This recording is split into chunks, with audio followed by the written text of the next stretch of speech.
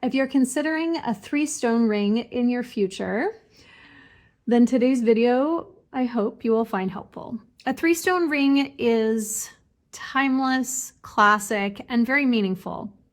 A 3-stone ring is where you have one center stone and 2 side stones on the side. This is a 5-carat cushion with epaulette side stones. Now, the 3-stone ring represents past, present, and future. Present is the center stone, right? We're always in the present. And then past and future is each side stone. So a lot of couples will do a 3-stone ring as an upgrade, like an anniversary ring. And a lot of couples will choose a 3-stone ring for the engagement ring. Just depends on her and what her favorite look is. So I want to talk about a few characteristics of a 3-stone ring to consider when you are choosing a 3-stone ring, and a few details that I tend to need to cover with clients when they're trying to figure out how they're going to wear their wedding band, how the overall ring is going to look. Now, one thing I want to share is my rings are hand forged, not CAD made. So what that means is each ring, this is why I talk about bespoke, hand forged, craftsmanship. I'd say like 90% plus of the rings out there are CAD made. So that's with a computer, they kind of print the mold and they pour the metal in. Whereas my rings are the level of precision and craftsmanship that you see at places like Harry Winston, Tiffany, and Van Cleef & Arpels, where every element of the ring is hand forged, mirror polished, piece by piece, like a Rolls Royce. So when I meet with clients and they're choosing, let's say, a cushion with side stones, we cannot determine the side stones until we choose the center stone. So in the bespoke ring making process, the side stones can only be selected once the center stone is chosen. And what I like to do is consider my client's hand, her finger, the width, right? The ratio of the side stones in comparison to the center stone. You know, when clients reach out and say, I want a 5-carat with 1-carat side stones, no, that's not how it works.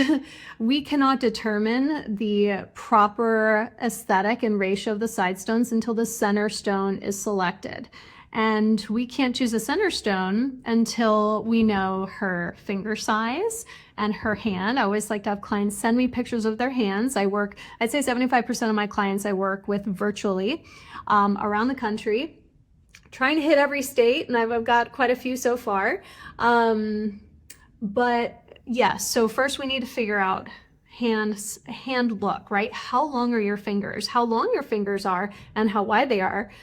Based on that, we choose the center stone. Once we choose a center stone, then we look at side stones, and side stone options vary. Oh my God, do they vary? And where the side stone sits on the stone depends on what stone we're choosing. For instance, right now I'm working on an 8-carat pair for a client here in Los Angeles, and we're doing epaulettes, and those are going to sit toward like 3/4 into the stone, like more toward the bottom instead of the middle. Whereas most standard 3-stone rings are going to sit smack in the middle, obviously like a cushion. They're just going to perfectly frame the center stone. Now, one of the benefits of having a 3-stone ring is finger coverage, right? Let's say that you have 5-carat taste, but a 3.5 to 4-carat budget, which is not uncommon, and that's totally fine.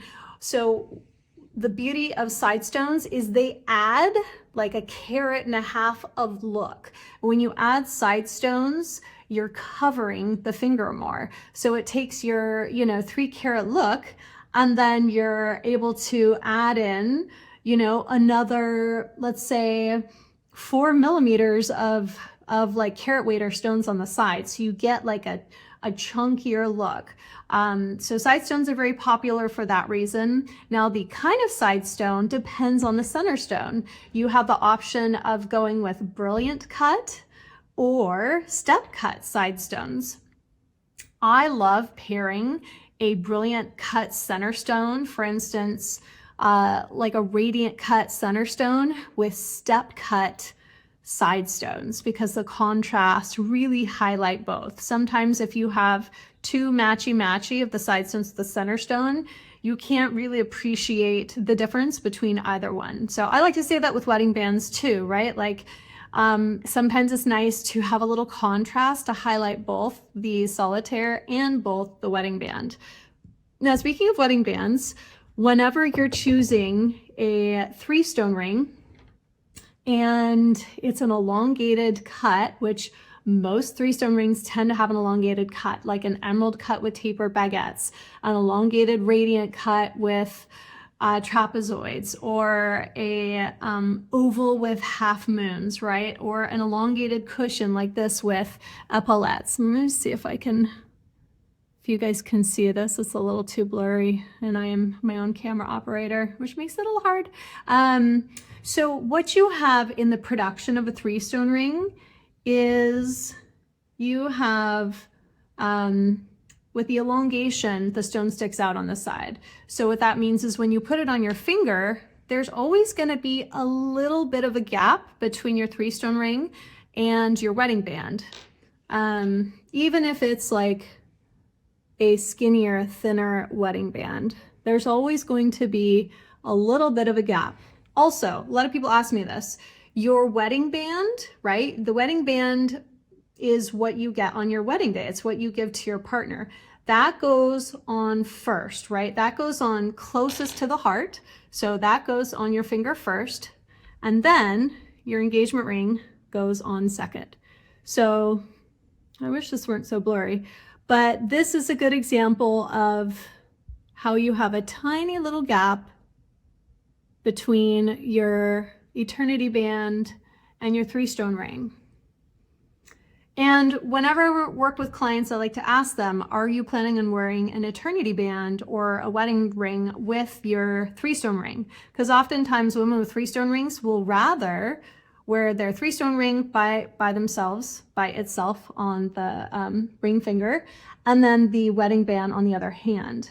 I do this actually with my oval solitaire, right? Like I'll stack my wedding ring with my solitaire, or sometimes I'll just add something each finger because sometimes my other hand gets lonely. So that's always an option. The rules are kind of out the window. You get to do whatever you want. But when I'm custom making your ring, if you plan on wearing an eternity band, I do my best to custom make your ring so that it can accommodate for an eternity band. And I try to minimize the gap, but it's important to know that anytime you have an elongated stone, if you see, right, you have the base and you have the stone that sticks out, and the only way to have 0 gap is to raise the stone.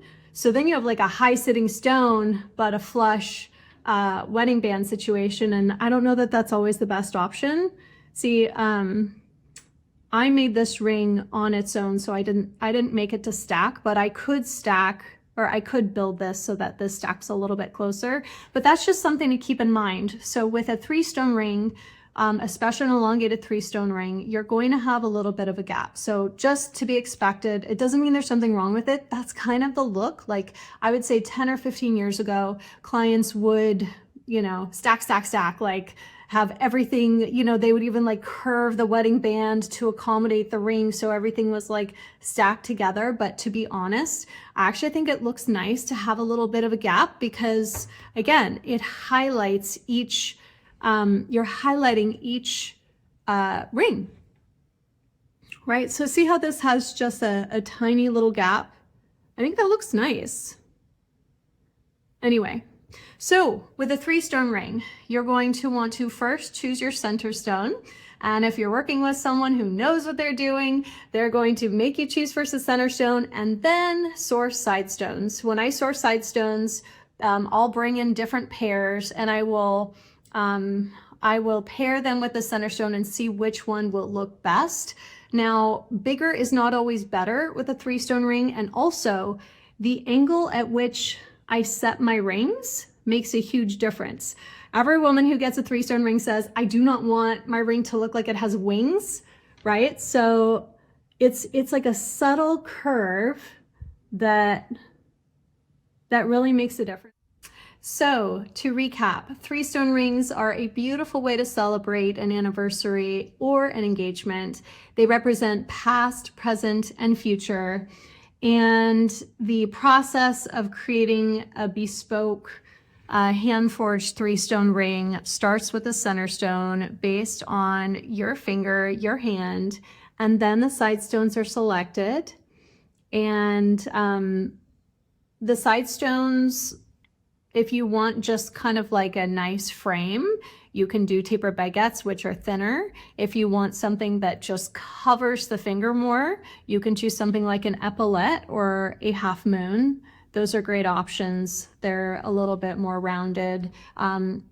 Step cut side stones create more of a modern look. So a step cut trapezoid, a step cut shield, a step cut taper baguette, those are timeless, but also have like a modern look. So whenever my clients reach out to me, I learn about their aesthetic, I get pictures of their hand, and just learn more about your style, what you're trying to achieve, and then just having a little bit of trust in the process, because I know some women need to know how it's going to look in the end, but that doesn't work, because what we're doing is we're creating art that is an embodiment of your personal style and your love story.